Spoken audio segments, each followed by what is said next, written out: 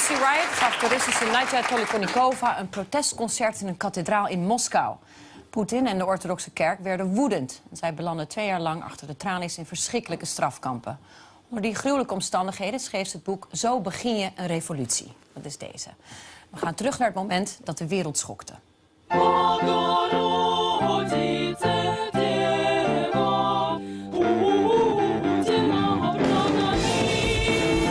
В стране прошли масштабные акции в защиту церкви.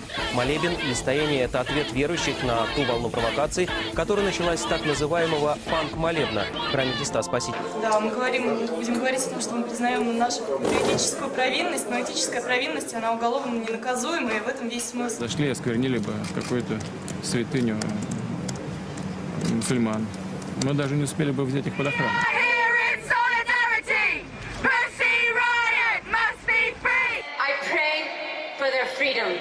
Тологонникова, Самуцевич и Алехина совершили хулиганство, то есть грубое нарушение общественного порядка, выражающее явное неуважение к обществу, совершенное по мотивам религиозной ненависти и вражды. Nadja, welcome. Hi. You've been Thank you for having me. Of course, it's our pleasure and honor. You've been an activist and an artist for a very long time. You'd been in trouble with the law in Russia before because of your work.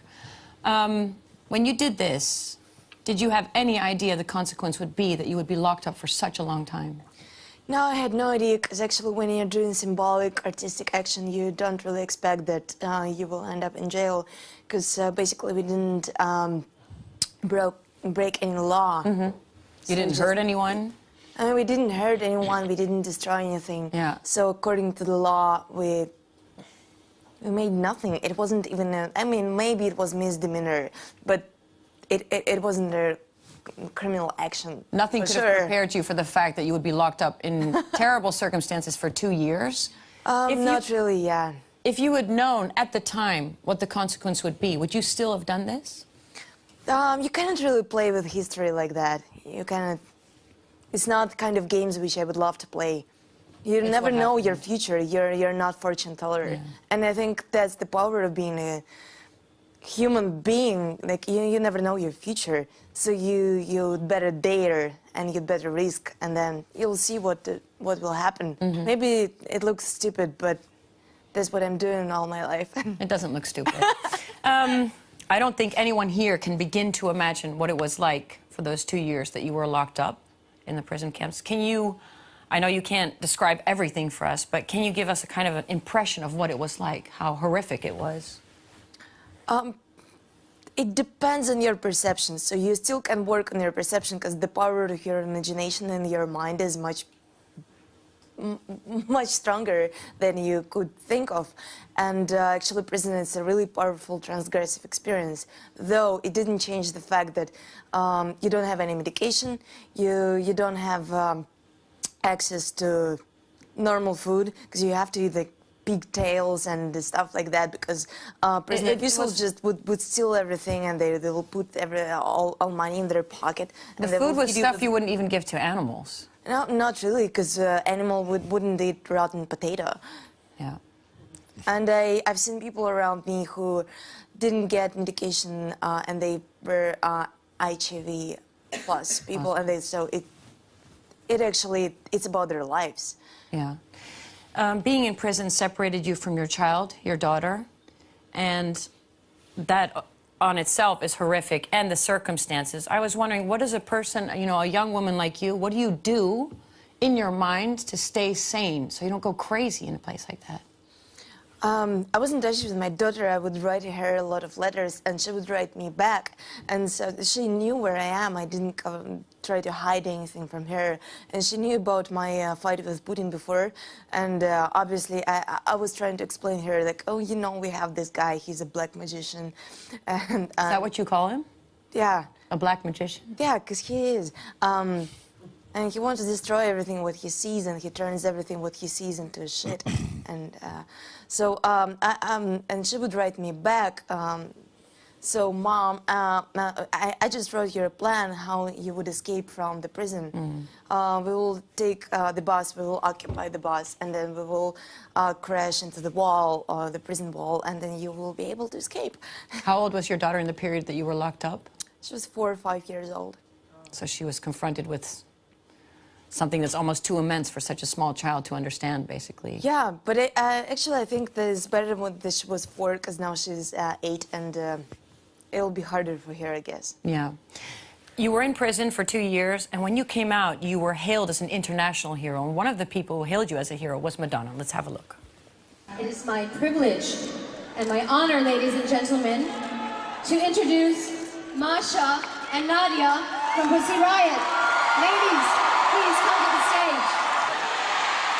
One more time for Nadja and Masha. Hell motherfucking yeah!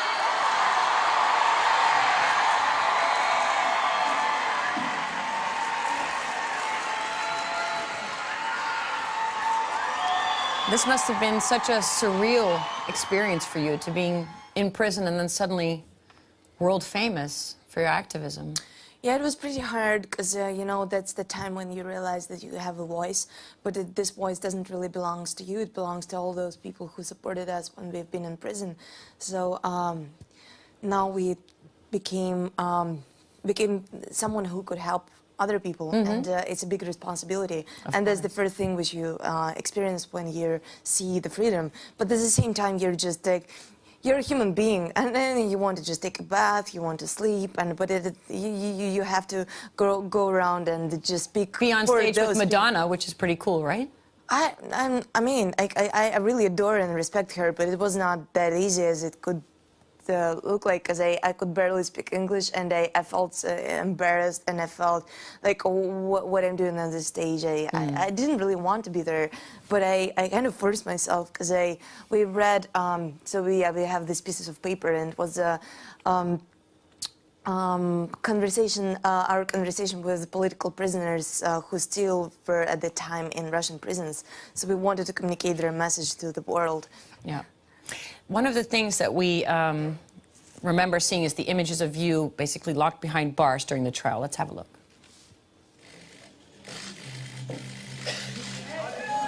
There was an incredible amount of press attention for the trial. Did you realize that at that point, or were you just in your own bubble, concentrating on your own situation? Not really. I could look around and see all those cameras, but yeah, I still don't know why that actually happened. We saw you smiling a lot during this trial, and I was wondering if that was like your instrument or your method of showing people you can't break me. I don't know. I just honestly, I felt pity for those people who put me in jail, because they basically just shitted their own pants, and they didn't know what to do with that. Because I mean, we ended up being stronger than they are.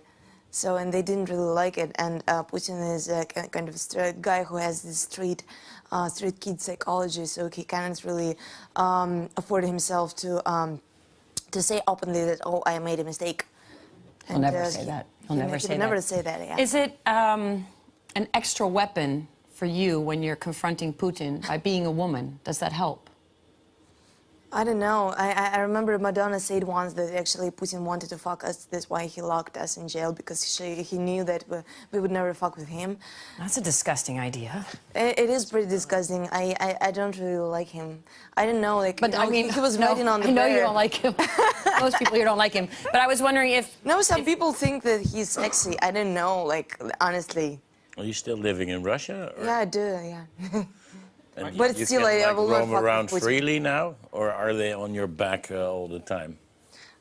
They would call to a Russian political police when I will go back to Russia, so they just want to check if they have opened criminal case against me or not, because it's pretty easy to just get you on the border and. Does it make you more careful? Are you more careful with the things you do?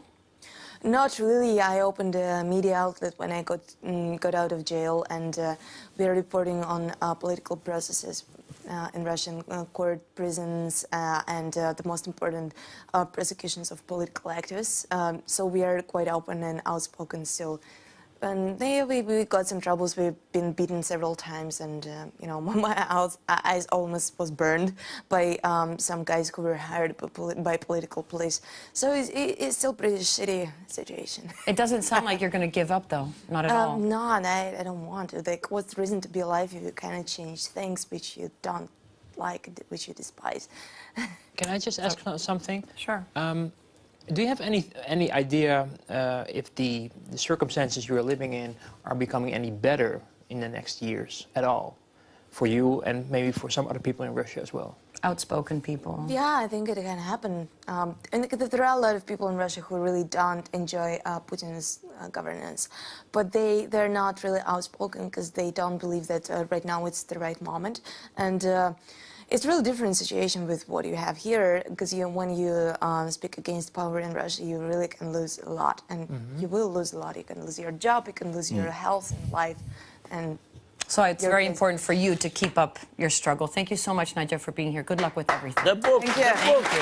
What's in the book? How to Start a Revolution.